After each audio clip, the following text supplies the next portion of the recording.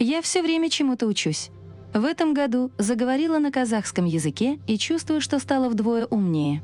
К тому же теперь у меня еще больше приятных собеседников. Один из них сейчас выйдет на сцену. Участник группы 91, рэпер Зак, расскажет, в чем заключается волшебная сила языка. А я внимательно послушаю. Может, опять освою что-нибудь новенькое.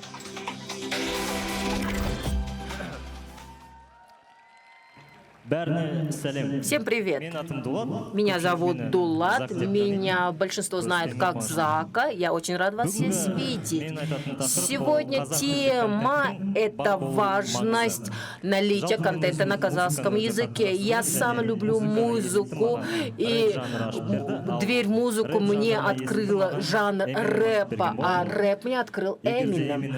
И если вы знаете Эминема, пожалуйста, аплодисменты. А если вы не знаете его, тогда я с вами не смогу общаться. Этому парню я со второго-третьего класса я делал кавер на его произведение. Благодаря этим каверам я принимал участие в конкурсах, но это не было иностранным языком, это был языком самонасет, но это не стало мне преградой для участия в конкурсах и побеждать. Наоборот, оно дало мне мотивацию продолжать свое творчество. Теперь я, заимев такую мотивацию, в 9-10 классах примерно, я был нацелен на то, чтобы написать свою первую песню рэп.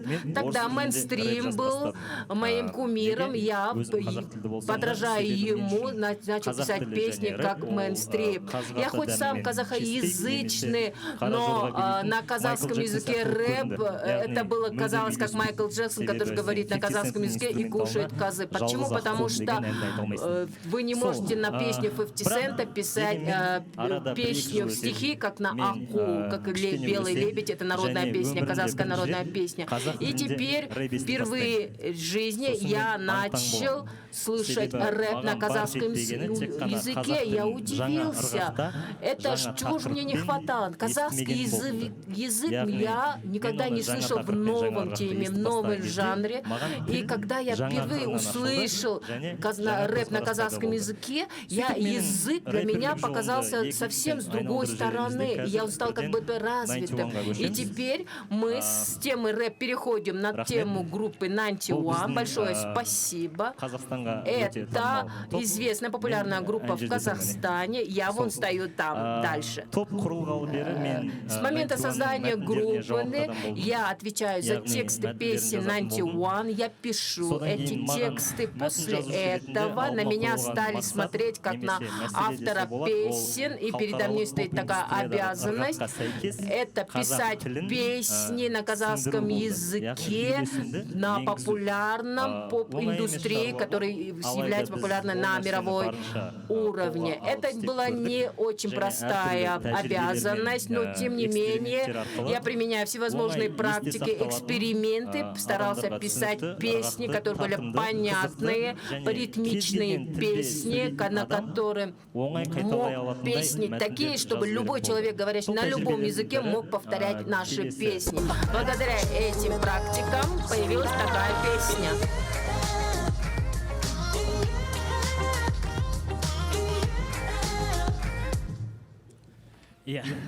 Да, это я.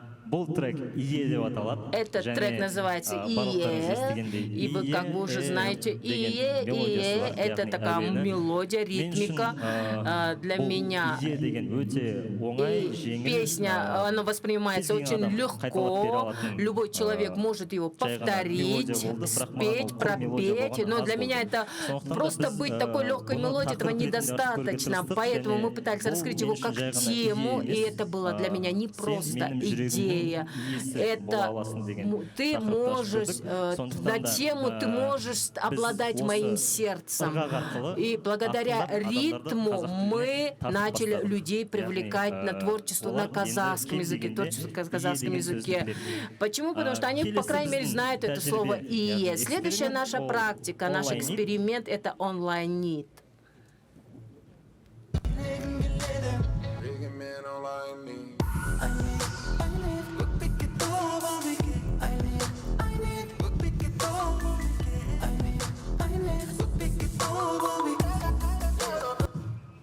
Да. All I need.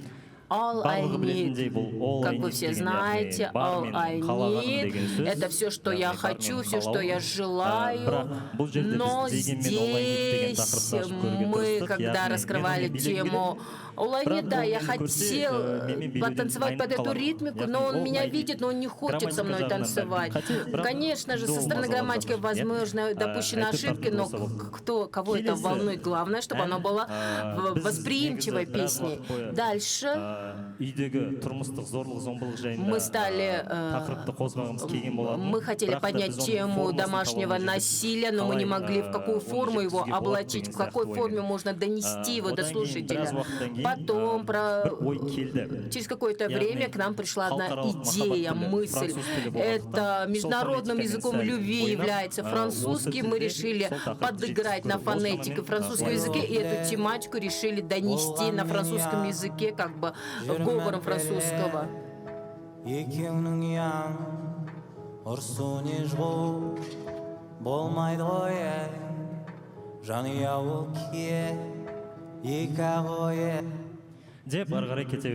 И дальше так и песня продолжается. Все, что я хотел вам показать, что это гибкость казахского языка, красивость звучания казахского языка, и себя хотел похвалить. Это все наши достижения благодаря нашим практике. Таким образом, мы пытались раскрыть казахский язык в сфере творчества. Сейчас у меня небольшая беседа будет о топ. Несмотря на то, что у меня мало времени, хочу применить это. Я не ездил во многие места, и у меня появился некий инсайт. Это был для меня большой инсайт. Возможно, для вас это не новость. Допустим, в Японии строительство очень качественное, транспорт у них очень качественный. Они долгое время являются трендом и по технологиям. Допустим, во Франции есть фэшн-индустрия, у них очень качественные духи выпускают. Я когда там был, я убедился в том, что все это делают не для того, чтобы доказать себя. Они это делают для себя, для своей жизни. Они живут простой жизнью, и все, что они делают, делают для себя. Потому что в Японии, если ты не будешь делать качественное строительство, то они в сейсмической зоне, они при землетрясении останутся живыми. Если у них нет много ресурсов, они должны выпускать такой транспорт, который должен быть качественным, прослужить очень долго. Значит, ты делаешь для себя. Но у них настолько все качественная продукция выходит, весь мир признает их, и они превращаются в большой бренд. Точно так же и во Франции. Фэшн-индустрия, производство духов, все это делается для себя. Какое это имеет отношение к казахоязычному контенту? Это, хочу сказать, казахоязычному клипмейкеру. Я, конечно, не получим Грэмми, что мы казахи никогда не получим Грэмми. Мы должны избавиться от такой мысли. Мы должны делать все для себя, а не для кого-то. Если ты что-то умеешь делать, ты можешь творить что-то на казахском языке, делай это. И делай это для себя. И в первую очередь делай качественно и с любовью. А тот, кто понял, он воспринял, дальше распространяется, превратится в бренд, и дальше идет полное распространение. Не надо волноваться. Это моя попытка дать вам мотивацию. А дальше? Большое спасибо. Сейчас уже мое время заканчивается. Это все, что я вам показываю, заканчивается. А то, что я стою на сцене, у меня тоже ноги устали. Почему я говорю заканчивается и закончил, устали ноги? Потому что почему должны сохранить казахский язык? Почему мы должны его дальше развивать, адаптировать под технологии, внедрять технологии. Для чего это все нужно?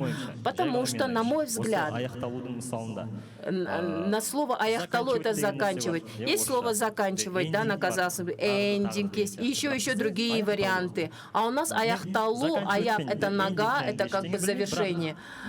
Я заканчивать об эндинге ничего не знаю, но мое мнение, мое личное мнение, возможно, мы жили в больших степях, да, ты идешь, ногами идешь, скучно, и там твои ноги устают, и, возможно, тогда это мы начали называть, заканчивать слово, переводится как «аяхтало». Почему говорим о том, что сохранить казахский язык? Это лишь наличие одного мнения, доказать, что есть еще одно мнение на казахском языке, показать всему миру, что у нас есть мы. Если во всем мире есть очень много языков, если мы их будем все сохранять, адаптировать, применять, тогда наши взгляды будут расширяться, кругозор будет расширяться, потому что мы будем обмениваться мнениями, обмениваться информацией, таким образом мы будем расширять свой кругозор. Мы должны сохранить казахский язык, мы должны его адаптировать. Алиса поэтому говорит на 2 языках, это прекрасная новость. И сейчас можешь зайти в Яндекс.Браузер, можешь загрузить любую себе информацию. Поэтому казахский язык для меня в тренде, казахский язык еще живой. Если вы хотите создать контент на казахском языке, не надо здесь скрываться, идите вперед, развивайте. Большое спасибо. Вместе с вами был я, Зак.